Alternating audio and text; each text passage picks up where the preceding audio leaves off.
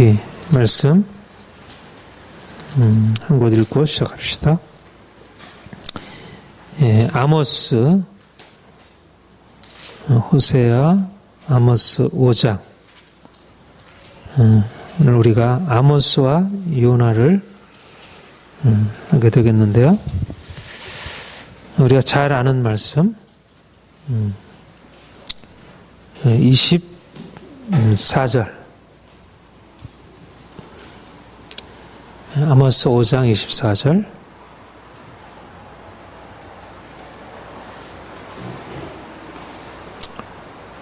우리 함께 봉독하겠습니다.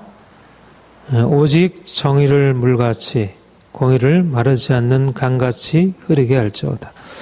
우리 다시 한번 읽죠. 오직 정의를 물같이 공의를 마르지 않는 강같이 흐르게 할지어다. 오늘은 우리 구약 성경 우리가 일독을 하고 있는데 26강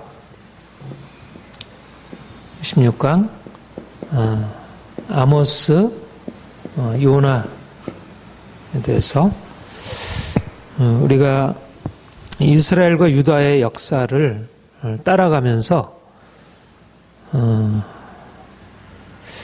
선지서들 이제 이스라엘과 유다가 이제 이렇게 쭉 진행되면서 당시에 등장했던 선지자들 그들이 썼던 이제 그런 예언서들을 함께 읽고 근데 당시의 상황에 비추어서 하나님이 무엇을 말씀하셨는지. 그러니까 중요한 것은 이제 하나님의 말씀이 시공을 초월한 어떤 절대적인 진리를 우리에게 말씀하고 있지만 그 절대적으로 초월한 말씀이면서 동시에 어떤 역사적인 상황 속에서 하나님이 그 상황을 이제 진단하시고 또 그 상황에서 어떻게 하나님의 뜻을 분별해서 거기에 따라서 행해야 할지를 말씀하는 것입니다. 그러니까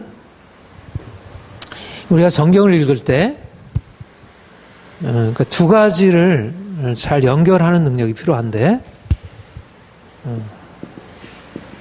계시와 역사. 특별히 우리가 구약을 읽을 때 구약은 역사적인 기록이잖아요. 신약의 경우에는 신약의 중심은 사실은 역사에 대한 것은 작죠.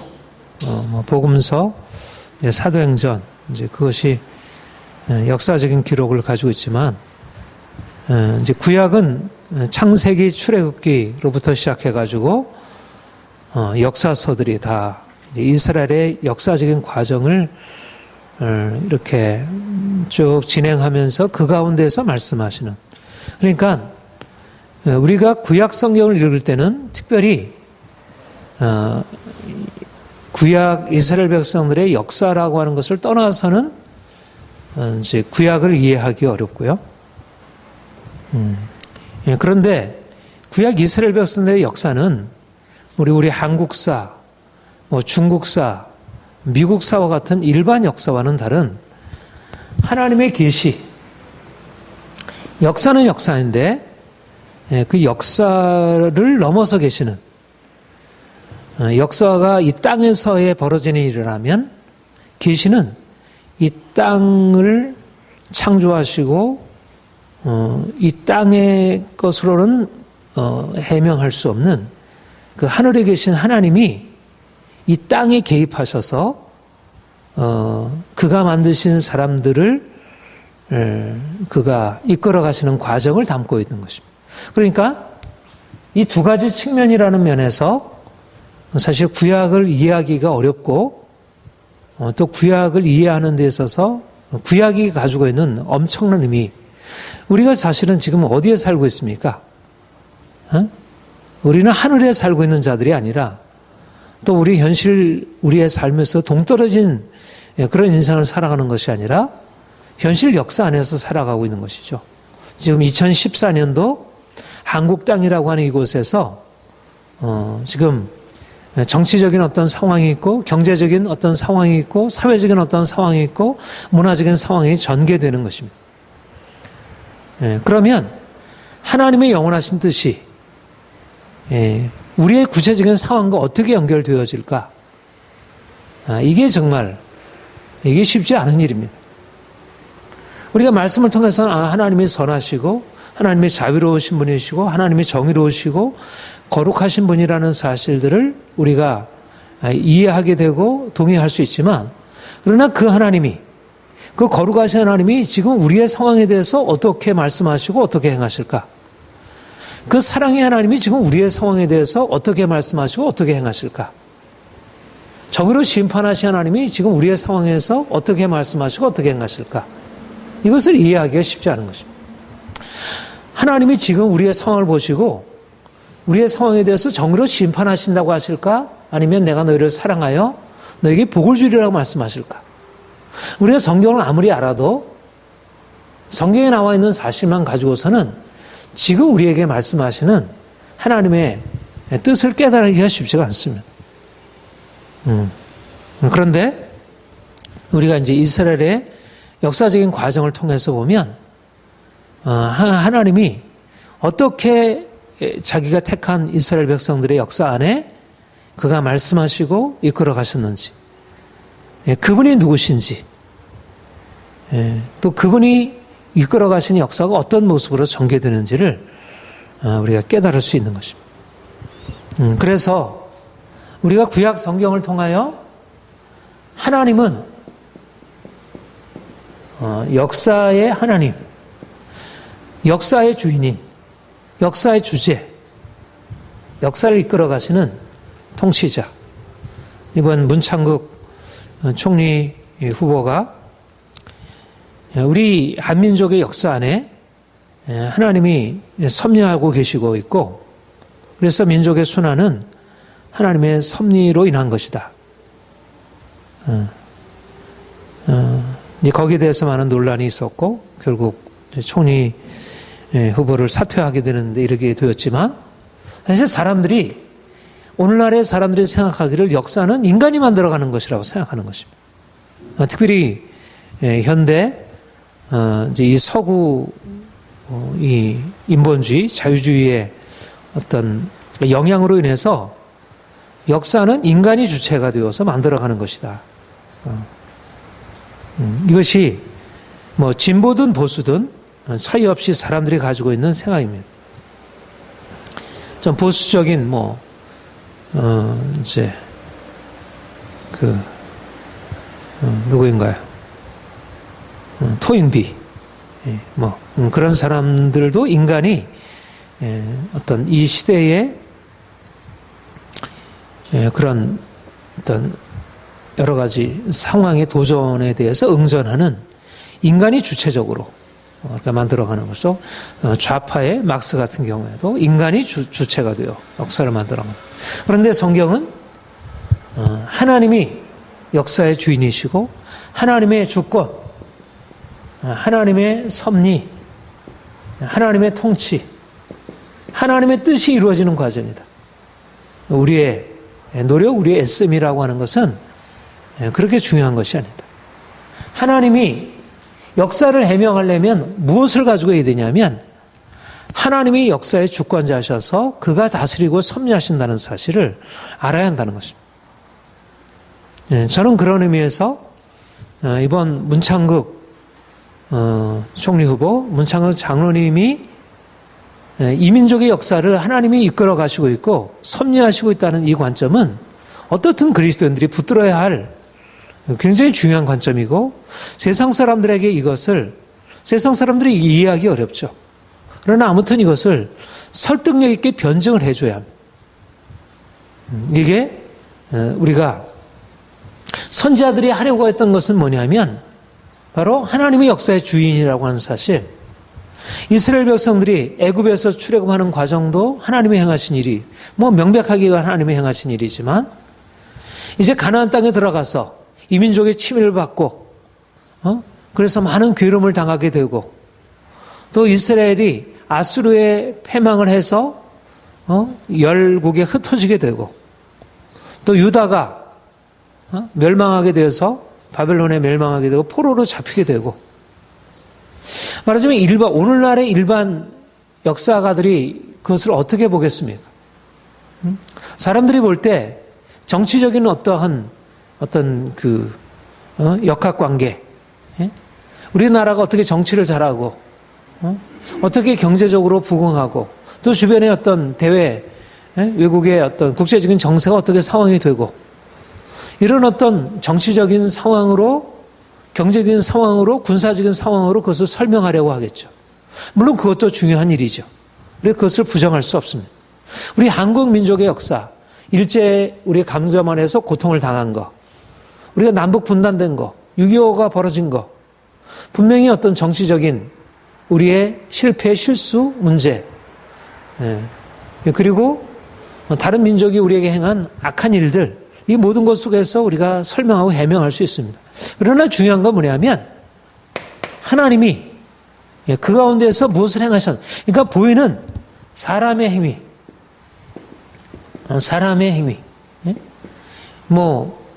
강대국이 약소국을 침략해가지고 삼키고 아수르가 침략하고 바벨론이 침략해서 이스라엘이 유다가 거기에 종살이하게 되고 포로로 잡혀가게 되고 이게 충분히 이성적으로 해명할 수 있는 일이죠.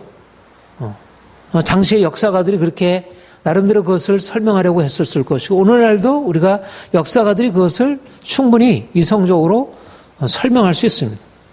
그런데 그것은 진정한 역사의 의미를 제대로 드러내주지 못한다는 것입니다.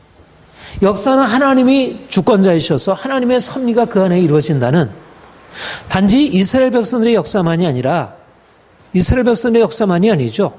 바벨론의 역사도 아수르의 역사도 하나님의 주권에 달려있다는 것. 이것이 선지자들의 관점이었고 바로 이것이 우리가 성경을 보는 성경을 통해서 우리가 우리나라의 역사, 세계 역사를 바라볼 수 있는 우리가 이성적인 관점에서 세계 역사를 해명할 그런 능력도 필요하지만 또 그런 씨름이 필요하지만 그러나 그보다 이 성경이 얘기하는 하나님의 좀 더 보편적인 구원의 역사의 이 과정들을 우리가 보아야 하나님의 역사의 주권자시라고 하는 사실을 우리가 이해해야 우리가 이제 하나님이 그 안에서 하나님이 어떤 분이신지를 보게 되고 또 그 안에서 역사가 어떻게 진행되는 것인지를 보게 됩니다. 그런데 하나님의 역사의 주권자라고 하면 역사는 어떤 장이 되겠습니까? 여기 안에 하나님의 뜻이 이루어지는 것입니다. 하나님의 뜻. 역사는 무엇이냐? 역사는 무엇이냐? 역사는 하나님의 뜻이 이루어지는 장. 역사는 하나님의 뜻이 이루어지는 장. 하나님의 뜻이 무엇이죠? 그것이 특별히 모세 율법에 아주 명백하게 계시가 되었습니다. 그것은 이제 옛날 우리 유교식으로 나오면 순천자는 흥하고 역천자는 망하는 것. 말하자면 하나님의 뜻에 따라서 순종하면 복을 받고 불순종하면 벌을 받아서 패망하게 되는 것. 그러니까 하나님이 율법을 통해서 이 정의가 역사의 원리라는 사실을 하나님이 말씀하셨고 하나님이 이스라엘 백성들을 애굽에서 건져내시면서 정의가 역사의 원리라고 하는 것 이것을 말씀하셨고 그리고 그 원리를 가지고 실질적으로 이스라엘 백성들 안에 하나님이 그렇게 행하셨고 또 거듭 그 원리 안에서 이스라엘 백성들이 하나님이 말씀하신 것을 듣고 하나님이 누구신지 우리가 누구인지 우리가 해야 할 일이 무엇인지를 깨닫게 된 것입니다. 단지 그런데 이 정의라고 하는 역사의 통치 원리, 하나님의 통치 원리는 이스라엘 백성들에게만이 해당되는 것이 아니라 이게 이스라엘과 열방에 공통적으로 하나님의 정의가 나타나게 된다는 것입니다. 바로 이것을 붙들게 되어야 어떻게 인간의 역사가 이끌어지는지를 보게 됩니다. 제가 어제 우리 이제 몇몇 청년들이랑 C.S. 루이스의 그 순전한 기독교 이제 그 책을 이렇게 함께 나누면서 이제 오늘날 이 시대의 상황 속에서 이제 그 C.S. 루이스가 가지고 있었던 관점이 얼마나 중요한지 그것을 이제 여러 가지로 이제 함께 나누는 시간을 가졌는데, 하나님이 인간 본성, 이제 그분이 얘기하는 가장 중요한 것이 인간 본성 안에 인간 본성의 법칙, 도덕 법칙을 주셨다는 것입니다. 도덕 법칙. 도덕 법칙. 도덕 법칙. 선을 행해야 한다는, 선과 악을 구별할 수 있는 그런 이성적인 판단력을 우리에게 주셨고, 그리고 그런 이성적인 판단력을 주신 그가 또한 선악에 따라서 우리를 심판하시는 분이라는 사실을 우리에게 이미 우리의 본성 안에 심어 놓으신 것입니다. 그러니까 우리가 어려서부터 사실은 어린아이들이 자기가 잘못한 것에 대해서 벌을 받는 것에 대하여 막 분노하지 않고요, 그걸 당연하게 받아들이게 됩니다. 부모가 정상적인 부모라면 어린아이 안에 이미 선과 악의 판단력이 있고, 그리고 선과 악에 대한 그 보상, 보응에 대한 그런 판단력이 있다는 것입니다. 말하자면 어린아이가 이런 선악에 대한 바른 분별력을 정상적으로 잘 교육받고, 그리고 선악에 따라서 보응받는 것을 부모로부터 잘 배웠으면 그 아이는 굉장히 건강하게, 인격적으로 건강하게 살아가게 되죠. 그런데 오늘날의 문제가 무엇이죠? 선악의 구분 자체가 폐기되기 시작하는 것입니다. 그리고 선악에 따른 보응이 폐기되기 시작하는 것입니다. 이게 이제 포스트 모더니즘에 가지고 있는 너무나 두려운 이 상황입니다. 말하자면 정의라고 하는 것이 한 공동체, 한 가정, 사회, 국가, 한 문명의 어떤 결정적인 핵심 원리입니다. 그런데 사실은 잘 안 보이죠. 이게 너무나 이제 이게 거시적인 관점에야 볼 수 있으니까 우리가 그게 그 넓은 관점이 잘 안 보이는 거예요. 과연 우리가 우리의 죄를 져가지고 하나님 앞에 심판을 받았다는 생각을 우리가 갖기가 쉽지 않죠. 그러니까 자녀들에게 잘못한 것은 책망을 하는 어떤 정의의 원칙이 우리 안에 있지만, 정작 우리 인생이 하나님의 정의의 원리에 따라서 지금 그것이 하나님의 보응이 우리에게 일어나고 있다는 사실들을 경험적으로 다 보지 못하고 한 사회가 그것을 제대로 인식하고 있지 못합니다. 아무튼 중요한 것이 뭐냐면 이 도덕법칙, 이 정의의 원칙이 한 개인과 공동체의 가장 핵심적인 원리라는 것. 이것이 우리가 사실 성경을 통하여 알수 있는, 하나님은 역사를 주관하시는 하나님이시고 그분은 정의의 통치자이시고, 그래서 그분이 통치하시는 이 세계는 정의의 원리에 따라서 이 세상은 다스려진다는 사실들을 아는 것. 이게 하나님의 지혜입니다. 누가 지혜로운 사람인가? 어느 나라가 지혜로운 나라인가? 바로 이 하나님을 알고 하나님의 정의의 통치라는 사실을 알고, 그리고 우리가 이 하나님의 뜻에 따라서 정의롭게 살아야 우리가 복을 받고 흥하게 된다는 사실을. 그러니까 사실은 문창극 총리 후보가 이것을 충분히 이걸 다 이해하고 설명한 것이 아니어서 논리적인 비약이 있는 것처럼 여겨지고, 너 두리뭉실이 그냥 순환이 하나님의 뜻이다 이렇게 얘기를 하니까 그 말의 의미가 오해될 수 있었지만, 그 중에 가장 핵심 원리는 뭐냐면, 순환이 왜 하나님의 뜻이냐? 순환을 통해서 하나님의 도덕을 하나님의 인간 안에 심어준 도덕적인 법칙을 깨닫게 되고 정의 원리를 깨닫게 되는 것입니다. 순환을 통하지 않으면 이스라엘 백성들이 그렇게 되었듯이 그들이 잘못된 죄에서 돌이키지 않고, 그리고 하나님의 뜻을 깨달아 알 수 없는 것이죠.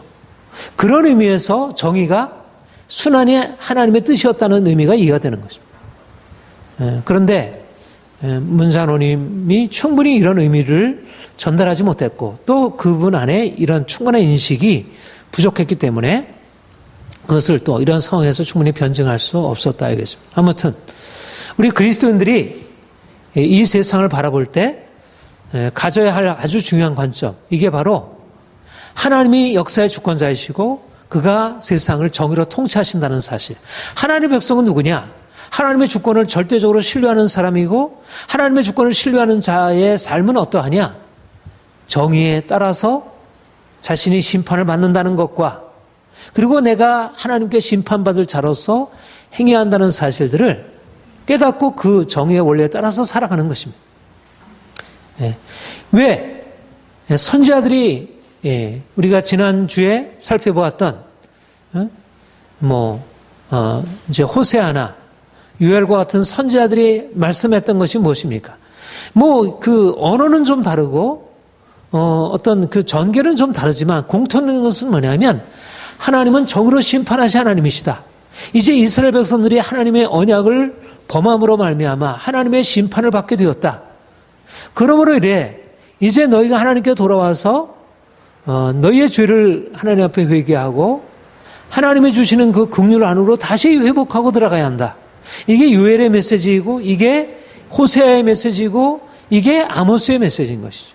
그러니까 가장 기본적인 것은 뭐냐면 하나님은 사랑의 하나님이신데 그가 그 사랑을 베푸실 때 그 정의 원리를 바탕으로 해서 베푸시고 그가 정의를 행하시다 하더라도 그분은 사랑을 바탕으로 정의를 행하시고 이 사랑과 정의라고 하는 것이 하나님이 역사 원리, 하나님 백성들 이끌어 가시는 두 축이라고 하는 사실들을 말씀하고 있는 것입니다. 그러니까 이스라엘 백성들이 하나님의 백성으로서 온 세계 열방 가운데 축복의 통로가 되는 가장 중요한 핵심은 뭐냐면 그들이 가지고 있는 부가 아니고 그들이 가지고 있는 어떤 권세가 아니고 하나님이 그들에게 말씀하시고 그들에게 깨닫게 하신 이 하나님이 누구신가, 하나님이 어떻게 역사를 섭리하시고 이끌어 가시는가 하는 이것을 그들이 모세 율법을 통하여 시편을 통하여 지혜서를 통해서 그리고 예언서를 통해서 그리고 실제적인 역사의 전개 과정을 통해서 이것을 깨닫고 그래서 이것을 열방 가운데 보여주시기 위해서 저는 이제 이런 얘기를 자주 하는데 우리가 유대인들에 대해서 한마디로 말할 수 없고 유대인들을 다 칭찬할 수만은 없지만 그러나 어떻든 유대인들이 전 세계에 그와 같이 한 민족으로 그렇게 탁월한 민족이 없었던 것입니다. 지금도 유대인과 같이 그렇게 지적으로 뛰어나고 예술적으로 모든 면에 있어서 정치, 경제, 사회, 문화 모든 영역에 영향력을 나타내는 어떤 민족도 유대 민족 같은 민족이 없는 것입니다. 그런데 어떻게 그들이 그렇게 탁월한 민족이 그들은 나라를 잃고 2000년 동안 나라 잃은 민족이었습니다. 그런데 그들이 2000년 만에 나라를 회복하고 나서 그들이 나타내 보여줬던 것은 그리고 나서 나치가 무려 600만이라는 유대인을 학살하고 난 이후입니다. 그런데 지금 보여주는 것은 전 세계의 영향력이 유대인들의 손안에 딸려 있는 거예요. 미국의 영향력이 유대인들을 떠나서는 설명할 수가 없습니다. 전 세계는 경제계든 정치계든 예술계이든 문화계든 과학계이든 유대인을 떠나서는 설명할 수가 없습니다. 만약 유대 민족을 없앤다고 하면 이 세계는 설명이 되지 않습니다. 막스 프로이드, 그들이 부정적인 영향을 미친 사람들이긴 하지만 어떻든 아인슈타인, 금세기에 가장 영향을 미쳤던 전 세계에 영향을 미쳤던 사람들이 다 유대인들이었고 그런데 어떻게 그들이 그렇게 부정적이든 긍정적이든 그들이 영향을 미칠 수 있었을까? 바로 그들은 성경을 통해서 이 정의의 원리를 깨달았던 것입니다. 어려서 유대인들의 교육 안에 유대인들은 무엇보다도 이 교육에 있어서 그 쉐마 교육 말하자면 쉐마의 핵심은 뭐냐면 바로 이 정의입니다. 정의. 너희가 악을 행하면 반드시 고통을 당하게 되고 너희가 선을 행하게 되면 반드시 복을 받게 된다. 너무나 단순하고 우리가 다 알고 있는 내용과 같아도 너무 반복적으로 되풀이되는 이 내용을 그들은 어려서부터 이것을 외우고 이것을 실제적인 삶에서 실천하고 그래서 그들이 정말 하나님이 말씀하신 대로 잠언에서 말씀하신 대로 신명기에서 말씀하신 대로 그들이 열방 가운데 그런 복을 누리게 된 것이죠. 그러니까 중요한 것은 우리가 이 역사를 이끌어 가시는 하나님의 원리를 우리가 깨닫고 우리가 그 관점으로 오늘날 세상을 살아가는 것입니다. 우리가 사람들은 현실을 어떻게 삽니까? 무엇을 위해서 살아요? 돈을 많이 벌어가지고 좀 더 잘 먹고 잘 살자. 뭐 기껏 가정, 또 조금 더 나아가면 사회, 국가의 번영. 그게 이제 사람들의 목표이죠. 정치인들의 목표는 우리나라가 부강하게 되고 우리 국민들이 잘 살고 행복해지는 것. 이게 목표입니다. 그런데 하나님께서 말씀하시는 그 목표를 가지고서는 제대로 역사를 해명할 수도 없고 역사를 그 목표를 끌고 갈 수 없다는 것입니다. 행복의 궁극적인 비결은 정의를 행하는 것, 선을 지켜 행하는 것인데 사람들이 오늘날 행복을 위하여 행복이냐 선이냐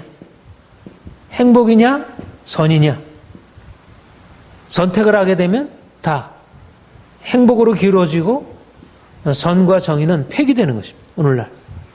그러니까 점점 오늘날 이 시대가 행복으로 하나님께서 이끌어 가시려는 그 정의 원리를 잃어버리고 결국 자기의 유익을 위하여 돈을 쫓아가고 권력을 쫓아가다가 결국 개인이 망하고 가정이 망하고 사회가 망하는 쪽으로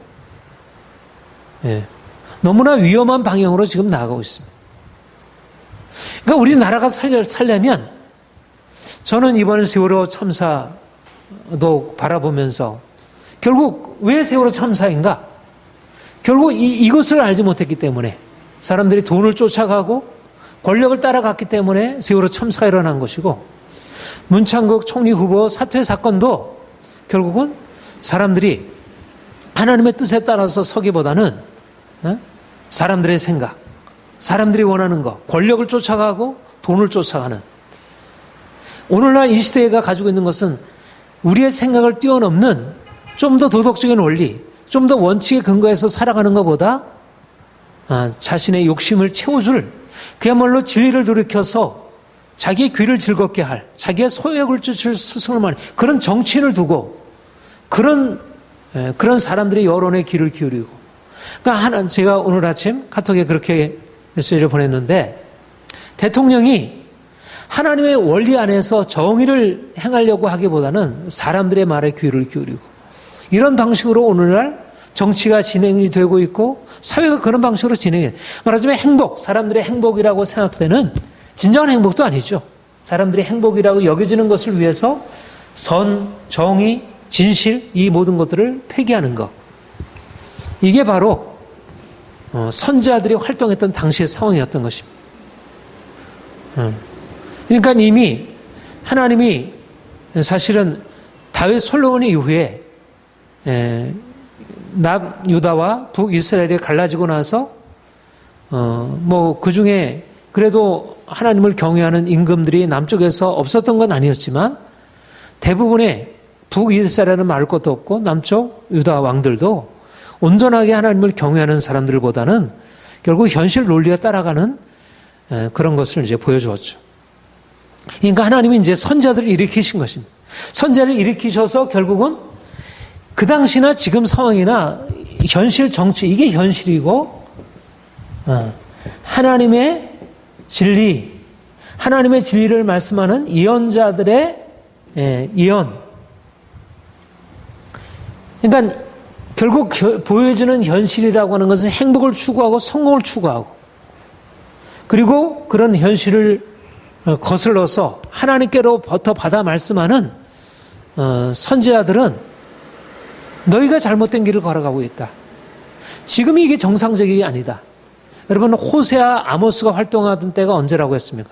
호세아 아모스 요나가 활동하던 때가 바로 여로보암 2세 열왕기 하 14장에 보면 여로보암 2세가 가장 어디에요? 어떤 하맛 어귀에서 저 밑에 그 영토가 엄청나게 넓은 이스라엘 나라에서 그렇게 영토가 넓었던 때가 없었던 그러한 그야말로 광개토 대왕 같이 아주 국력이 신장되고 확장되었던 그 시민. 그러니까 현실적으로 보아서 그야말로 성공적인 나라인 거죠. 성공적인 나라, 부강한 나라, 번영을 구가하던 나라였습니다. 그런데 영적인 현실은 어떠한가? 영적인 현실은 가장 어둡고, 그래서 호세아가 그 당시 상황을 어떻게 보면 음란한 고멜과 같은, 그야말로 영적으로는 암흑시기였던 것입니다. 그리고 우리가 오늘 읽은, 이제 우리가 오늘 살펴보게 되는 이제 아모스서에서도 당시 상황 속에서 얼마나 불의가 행해지는지, 그야말로 오늘날 상황과 너무나 유사한 것입니다.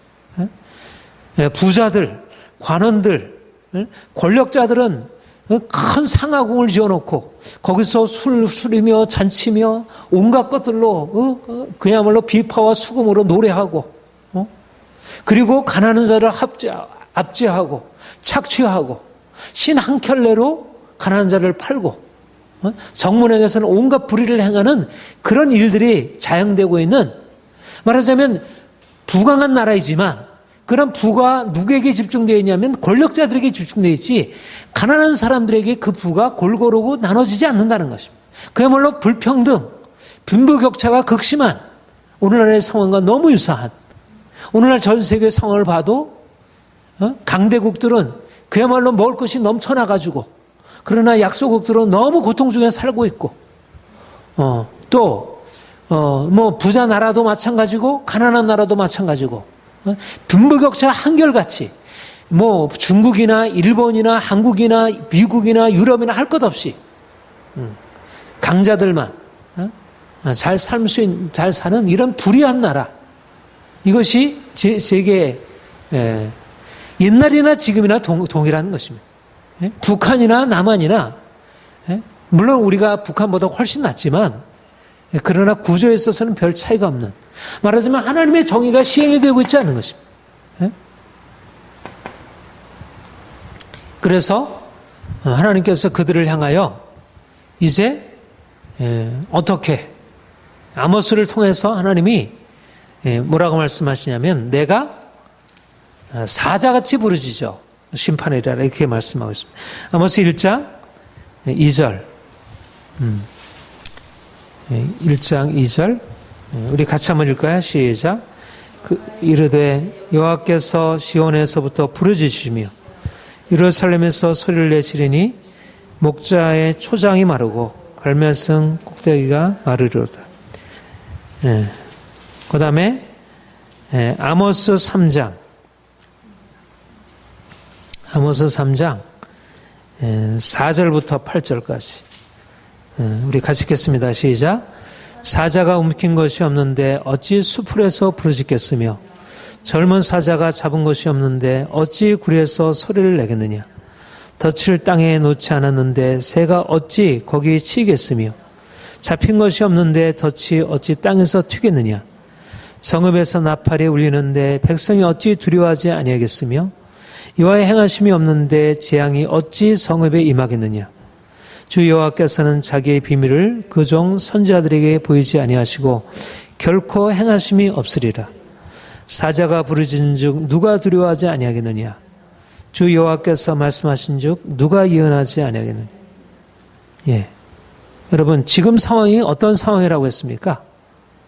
지금 상황이 이스라엘 나라 상황 속에서 지금 그 수도 사마리아나 지금 이스라엘 전역에 있어서 말하자면 그들이 목장이라면 목장의 양떼들이 지금 사자의 부르짖음 소리를 듣고 지금 두려워 떨고 있는 상황입니까? 아니죠. 지금 번영을 구가하는 상황입니다. 사자의 부르짖음이 들리지 않습니다. 하나님이 이제 사자의 표를 가지고 지금 백성들을 섬기려고 지금 이렇게 찾아오시는데 그 사자의 부르짖음을 듣지 못하고 있는 거예요. 그 두려운 소리를. 말하자면 그 사자의 부르짖음 소리가 들려오기 시작하면 양들이 어떻게 되겠어요? 그 목자와 양들이 어떻게 되겠어요? 다 두려워해서 떨지 않겠어요? 근데 하나님의 사자처럼 이제 이스라엘 향해서 표하시고 다가오시는데 사람들이 그 음성을 듣지 못하는 것입니다. 그 두려운 소리를 듣지 못하는 것입니다. 그런데 아모스가 여호와께서 자기 비밀을 그 종 선지자에게 보이지 아니하시는 것은 결코 행하심이 없나니. 하나님의 두려운 부르짖는 소리를 하나님께서 명하시는 것입니다. 지금 하나님이 주시는 축복 가운데 머물러 있는 것처럼 보여지는 이스라엘을 향하여 심판의 날이 다가왔다. 여호와의 날을 그 앞에 그렇게 얘기를 하는데, 여호와의 날을 사람들이 축하하고 이제 여호와의 날이, 그런데 여호와의 날이 그렇게 구원의 날, 축복의 날이 아니라는 것입니다. 여호와의 날은 심판의 날이라는 것을 말씀하고 있습니다. 왜 하나님이 그들을 그렇게 심판하시겠다고 하십니까?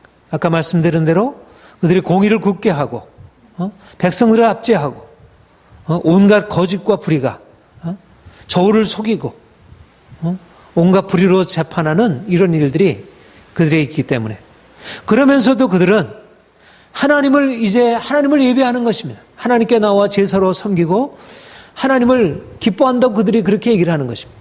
우리 5장 한번 보십시다. 5장 21절부터 24절 같이 읽겠습니다. 시작. 내가 너희 절기들을 미워하여 멸시하며 너희 성회들을 기뻐하지 아니하나니 너희가 내게 번제와 소제를 드릴지라도 내가 받지 아니할 것이요 너희의 살진 희생의 화막제도 내가 돌아보지 아니하리라. 내 노랫소리를 내 앞에서 그칠지어다. 내 빗바소리도 내가 듣지 아니하리라. 오직 정의를 물같이 공의를 마르지 않는 강같이 흐르게 할지어다. 우리가 이 24절 오직 정의를 물같이 공의를 마르지 않는 강같이 할지어다, 이 말씀이 어떤 맥락에서 나오냐면 그들이 번영을 구가하고 또 하나님을 예배하는 종교 행위를 가지고 있는 그런 상황에서 나오는 말씀입니다. 말하자면 그들에게 하나님을 섬기는 것이 없지 않다는 것입니다. 그들이 하나님을 예배하고 있고 하나님을 섬기고 있지만 그들이 하나님의 정의를 따라 행하지 아니하고 백성을 압제하면서 온갖 거짓말을 행하면서 그들이 하나님을 예배한다고 하는, 근데 하나님이 그들에게 말씀하시기를 내가 너희 절기를 미워하고 너희 성회를 기뻐하지 않는다. 이사야 1장에도 그렇게 말씀하고 있고 미가서 6장에도 그렇게 말씀하고 있죠. 내가 구하는 것은 너희가 천천의 수양과 만만의 기름을 가지고 내게 다 오겠느냐. 나는 너희에게 그것을 원하지 않는다. 내가 너희에게 구하는 것은 인자를 사랑하고 정의를 행하며 겸손하게 행하는 것. 하나님이 원하시는 것은 하나님을 사랑하고 이웃을 사랑하고 사랑과 정의로 살아가는 것이지, 하나님을 예배한다고 하면서 형식적으로 하나님을 예배하지만, 우리가 지난주에 호세아 말씀도 봤지만 내가 기뻐하는 것은, 내가 원하는 것은 긍휼이지, 내가 원하는 것은 인자지, 번제가 아니다. 예수님께서 오셔서 바리새인들에게 그렇게 책망하셨고, 사도 바울이 율법의 행위가 아니라 오직 믿음으로 의롭다함을 받는다고 할 때 할례나 무할례가 아무것도 아니라도 오직 사랑으로 역사하는 믿음뿐이라. 참된 경건은, 야고보서 참된 경건은 자기를 지켜 세속에서 물지 아니하는 것, 고아를 돌아보는 것, 과부와 고아를 돌아보는 것. 그러니까 하나님을 경외한다는 것이 실제적인 삶에서 정의를 행하지 않는다면, 말하자면 오늘날 보수적인 교회들이 가지고 있는 것처럼 하나님을 예배하고 있지만 그러나 진정으로 하나님을 참으로 기뻐하지 않고 형식적인 예배를 드리고 또 실제적인 삶에서 세상 사람들과 똑같이 거짓말하고 똑같이 욕심부리고 똑같이 사람들을 압제하고 똑같이 권위적이고, 하나님이 어떻게 이런 교회를 축복할 수 있겠습니까? 어떻게 이 교회를 영광스럽게 할 수 있겠습니까? 이스라엘 백성들이 세상에서 부끄러움 당했던 것처럼, 바빌론 포로가 되고 그러했던 것처럼 하나님이 우리를 세상에서 부끄러움 당하게 하는 게 당연하죠. 하나님이 원하시는 것은 그런 형식적인 제사, 형식적인 예배 행위, 그것이 아니라 진정으로 하나님을 사랑하는 것, 정말 깊은 곳에서 주님을 경외하고 섬기는, 그리고 실제적인 삶에서, 가정에서, 직장에서, 사회생활에서 세상 사람들은 다 행복을 쫓아가면서 불의한 삶을 그대로 받아들이고 살아간다면, 우리가 조금 전에 감성재능 읽으면서 했지만 차별과 비관용에 대해서 더 이상 관용하지 않는 것입니다. 세상의 불의한 것에 대해서 더 이상 동참하지 않는 것입니다. 세상의 거짓에 대해서 더 이상 관용하지 않는 것입니다. 오늘날 그리스도인들이 세상의 불의를 바라보면서도 거기에 대해서 그냥 찬동하고 있고 그냥 묵인하고 있고 그런 얘기했다가는 욕을 먹으니까 그야말로 쓴소리를 하지 않는 것입니다. 우리가 예언자로 살아간다는 것, 우리가 예언적으로 살아간다는 것은 하나님을 거스려 행하는 이런 세속적인 어둠의 시대를 향하여 하나님이 사자처럼 부르시는데 우리 그리스도인들에게도 사자처럼 부르짖는 그러한 용기와 그런 강력한 하나님의 권세를 우리가 소유해야 하는 것입니다. 오늘날 이 시대야말로 여로보암의 이 세 시대와 같이 어떻게 보면 여전히 아직도 우리가 위기가 닥치고 있죠. 얼마 안 있으면 우리 남한에게 어떤 경제적인 위기, 정치적인 위기가 도래할지를 알지 못하죠. 통일이 되어도 그렇고 사실은 어떻게 지금 일본 보세요. 중국 보세요. 지금 결코 우리의 상황이 녹록지 않습니다. 그러나 사람들은 당장의 편안함에 길들여 있기 때문에 어떤 위기가 다가오는지를 모르는 것입니다. 더군다나 그리스도인들이 깨어서 하나님의 음성 듣고 이 세상을 향하여 사자처럼 표현을 해야 되는데 그런데 헛된 예배 행위 가운데서 그냥 안주하고 있는 것입니다. 그래서 아모스와 같이 뽕나무 기르는 목자가 뽕나무 치는 사람이 농부가 하나님께서 그를 불러일으키셔서 그로 하여금 하나님의 말씀을 태어나도록 오늘날 저는 아모스에서 5장 24절에 말씀하는 이 정의를 물같이 공의를 마르지 않는 강같이 흐르게 하는 그런 하나님의 나라의 이 역사, 정의와 평강이 이 땅에 흐르게 되는 제가 이제 샬롬 사무총장으로 있는 샬롬 꿈꾸는 나비 행동 바로 이제 이것을 모토로 해서 나가는데 우리 자신이 온전치 못함을 느끼게 되고 이 시대가 얼마나 제가 어제도 이제 우리가 나누면서 그런 얘기를 했는데 오늘날 도덕 법칙을 폐하고 정의를 폐하는 방향으로 이 포스트모더니즘이라는 이 강력한 포스트모더니즘은 다 잘못된 건 아니지만 그러나 그 안에 담겨 있는 이 상대주의 그리고 율법 폐기론자들 말하자면 인간의 욕망을 그냥 마음대로 불순시키게 해서 사람들로 하여금 죄 가운데 빠지게 하고서도 그 결과에 대해서 전혀 두려움을 느끼지 못해요. 그러니까 어린아이들, 어린 청소년들 이들이 죄 가운데 빠져들고 잘못된 성적인 타락 가운데 들어가게 되고 그런데도 전혀 거기에 대해서 위기의식을 느끼지 부모들도 거기에 대해서 전혀 위기의식을 느끼지 못하고 있고 오늘날 그리스도인들이 예언자적인 외침을 가지고 일어나야 하고 이 시대 가운데서 목소리를 발해야 합니다. 오늘날 교회가 예언자적인 교회로 일어나야 합니다. 세상에 그냥 동참하고 그냥 나가는 것이 아니라 이 시대를 향하여 일어나서 빛을 발해야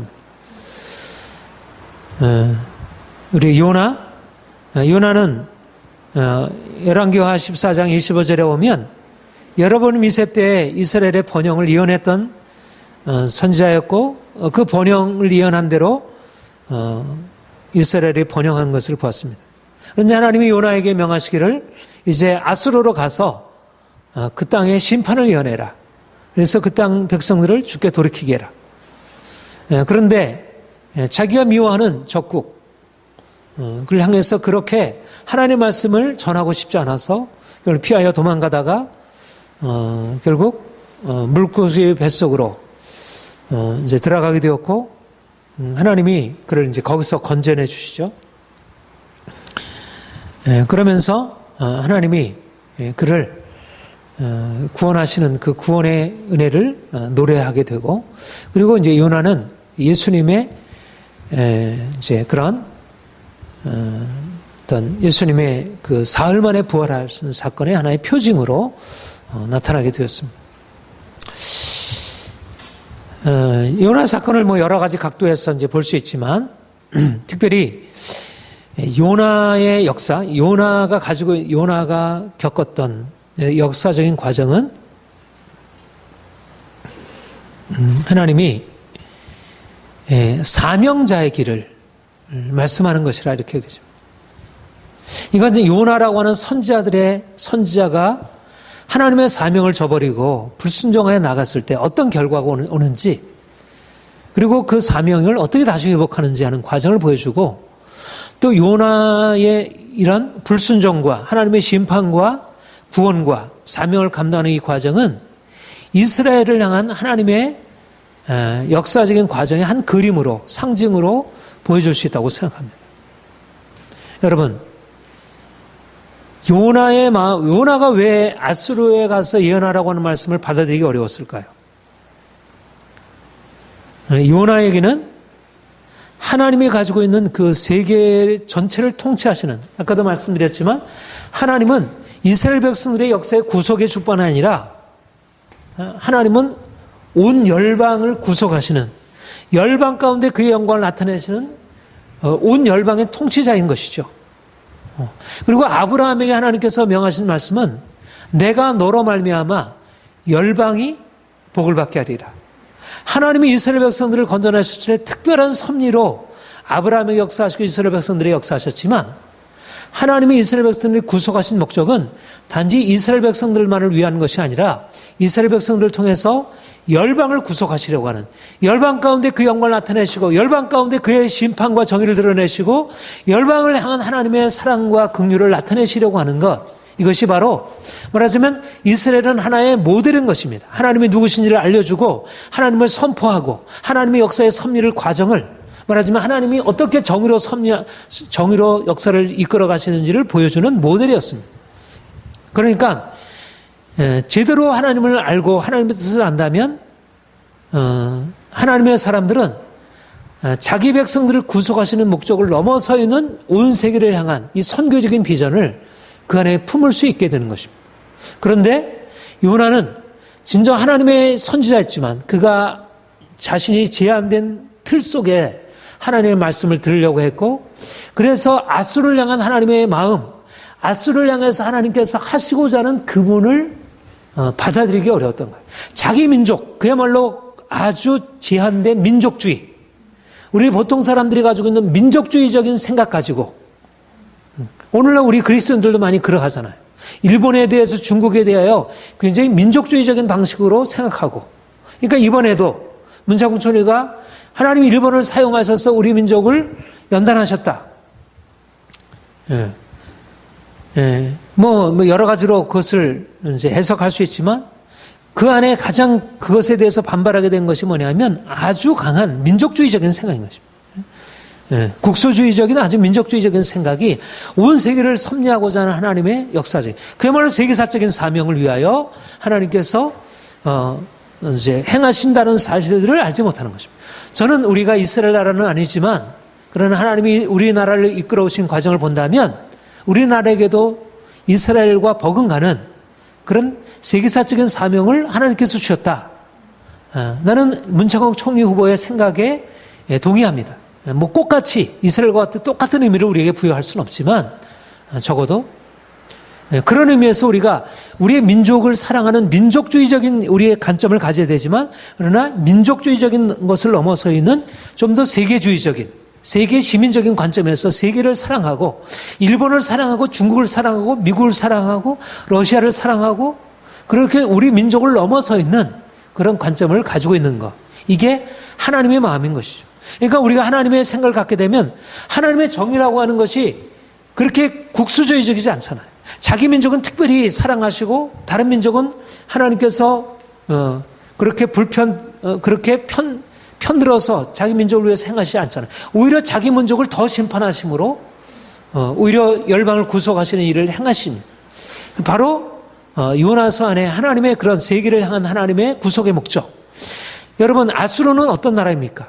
지금 여로보암 2세 지금 번영기가 끝나면 바로 아수르를 부흥케 하셔가지고, 아수르를 번영케 하셔서 이제 곧 침략을 해가지고 이스라엘을 삼킬 나라입니다. 하나님이 그걸 모르셨겠습니까? 하나님이 이스라엘을 심판하시게 할 때, 아모스를 통해서 하나님이 심판하시겠다고 말씀하실 때 그 말씀 안에는 이미 아수르를 겨냥하고 있는 것입니다. 그러니까 하나님이 요나를 아수르에 보낼 때, 이미 요나를 보낼 때 아수르를 통해서 이스라엘을 심판할 것을 예상하시고 보내신 것입니다. 그러니까 하나님의 섭리를 이해할 수 없는 것이죠. 어떻게 심판할 나라에 가서 복음을 전해가지고 그 나라에 회개시켜가지고 그 나라를 제대로 살려주어라 이렇게 얘기를 할 수 있는지, 아마도 아수르가 강대국이 된 것이 이 회개 때문에 일어나지 않았는가. 뭐 그럴 수도 있지. 그렇게 우리가 그 과정은 잘 모르지만 그 당시에 만약 그들이 회개하지 않았으면 바로 그 나라가 번성하지도 못하고 그냥 바로 망하지 않았었겠어요? 그런데 강대국 아수르를 불러일으킨 것입니다. 회개를 통해서. 근데 그걸 누굴 통해서 하냐면 이스라엘을 통해서 한 것입니다. 말하자면 적을 키워준 거죠. 적을, 호랑이를 키워서 잡아먹도록 한 것입니다. 이게 어떻게 인간의 이해가 될 수 있겠어요? 도무지 우리의 생각으로는 그런 하나님을 생각할 수 없는 것입니다. 그러니까 일본을 통해서 우리를 단련하셨다는 말씀도 우리가 이해하기 어려운데, 요나를 통해서 그 나라에 가서 회개케 해가지고 그 나라를 세워줘라. 도무지 우리가 가지고 있는 민족주의적인 생각 가지고는 이해할 수 없는 일이죠. 그러니까 우리가 가지고 있는 것은, 그러니까 우리가 자기 부인이 필요한 것입니다. 개인적인 자기 부인이 필요하고 우리의 집단적인 자기 부인, 이 집단 이기주의가 얼마나 강력합니까? 지금 일본도 보고 뭐 중국도 보고 우리나라도 사실은 뭐 정도의 차이지만 얼마나 강력한 집단 이기주의가 작용하고 있습니다. 모든 나라들이 결국 지금 왜 싸우고 그렇습니까? 이게 다 이기심입니다. 민족주의라는 그럴듯한 허울에 둘러싸여 있는 이기심이지, 애국심이라는 그 안에는 강한 집단 이기주의가 자리 잡고 있습니다. 말하자면 하나님의 사람들은 하나님의 명령을 따라 행한다는 것은 자기의 이기심을 넘어서야지. 그러니까 개인적인 이기심, 그 라이놀드 리버라는 분이 그 도덕적인 개인과 비도덕적인 사회라는 그 책에서, 아주 유명한 책인데, 개인은 도덕적일 수 있지만 사회는 도덕적일 수 없다. 집단은 도덕적이 않다는 거예요. 그래서 개인적으로는 도덕하지만 한 나라, 민족을 향해서 민족의 이기심을 내려놓고 다른 민족을 사랑하라 말할 수가 없는 거예요.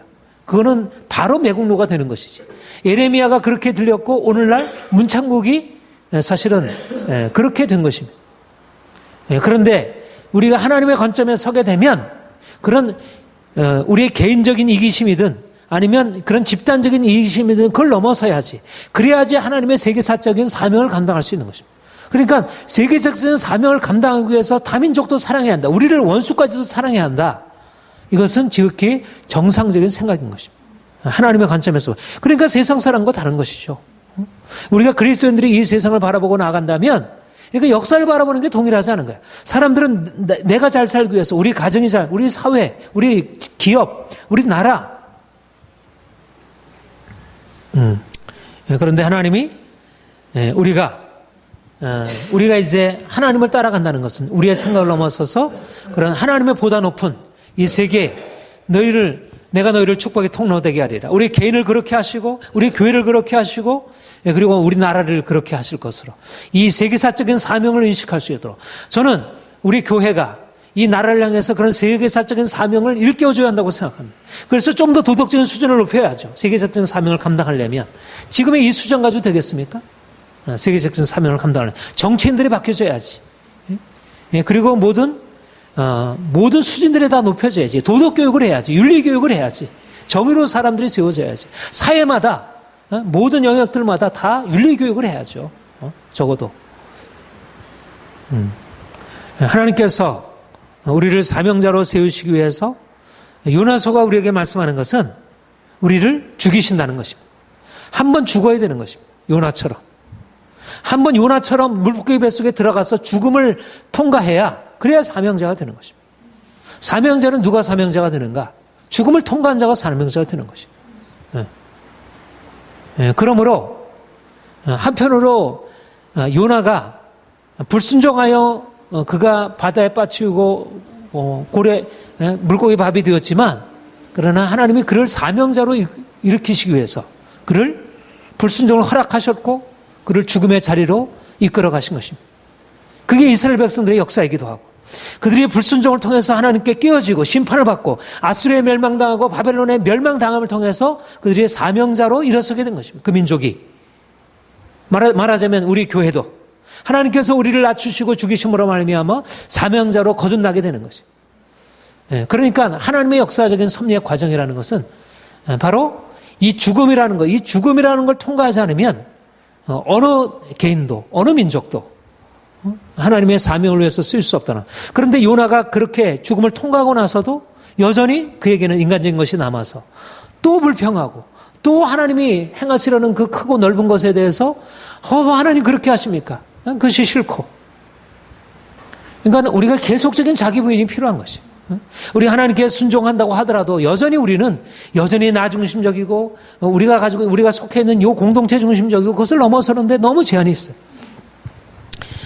그래서 하나님이 이 요나 선지자를 통해서 이 세계사적인 사명, 이 민족적인 사명을 하나님께서 일깨우시고 또 사명자로 나가기 위하여 우리가 어떻게 준비되어야 하는지, 이 사명자로 나간다는 게 얼마나 어려운 것인지, 우리가 지난 주일날 이제 사명과 고난에 대해서 이제 말씀을 드렸는데, 아무튼 주님이 우리를 향해서 이 시대를 향하여 아모스와 같이 이렇게 불의로 점점 멸망을 향해서 나가는 이런 이 세상을 향하여 하나님의 정의를 선포하고 정의로 회복할 것을 가르치고, 그래서 사람들을 일깨우고, 그래서 백성들이 주 앞에 돌이키도록, 그리고 요나 선지자와 같이 단지 한 민족만, 우리나라만 회복되는 것이 아니라 우리 민족을 넘어서 하나님이 온 세계 열방을 구속하시려는 그분의 목적을 우리가 쫓아서 어떻게 그 목적에 우리가 함께 수종 들고 나가야 할지, 우리가 이런 아모스, 요나 선지자를 살피면서 이 시대에 하나님이 우리를 향해서 말씀하시는 예언의 음성 우리가 듣고, 그리고 우리가 하나님이 이끄시는 대로 대언하고 선포하고, 그래서 이 땅 가운데 하나님의 말씀이 사람들한테 들려지고 그 말씀이 실질적으로 변화가 일어날 수 있도록, 저는 하나님 말씀이 지금은 잘 안 들려지지만 사람들이 아무리 외쳐도 이미 너무 귀가 어두워서 너무 깊이 잠들었기 때문에 그게 안 들려지지만, 어느 날 하나님이 한 사람 한 사람은 어떤 상황, 세로 같은 이런 일들을 통해서 또 하나님이 한 사람 한 사람을 일깨우시고 듣게 하시고, 그래서 많은 사람들에게 이것이 공감대가 이루어지면서 새로운 변화의 새로운 물줄기가 이 땅 가운데 일어날 것을 기대합니다. 하나님이 여러분들을 또 우리 교회를 그렇게 사용하시를 기도합니다. 우리가 함께 기도하겠습니다.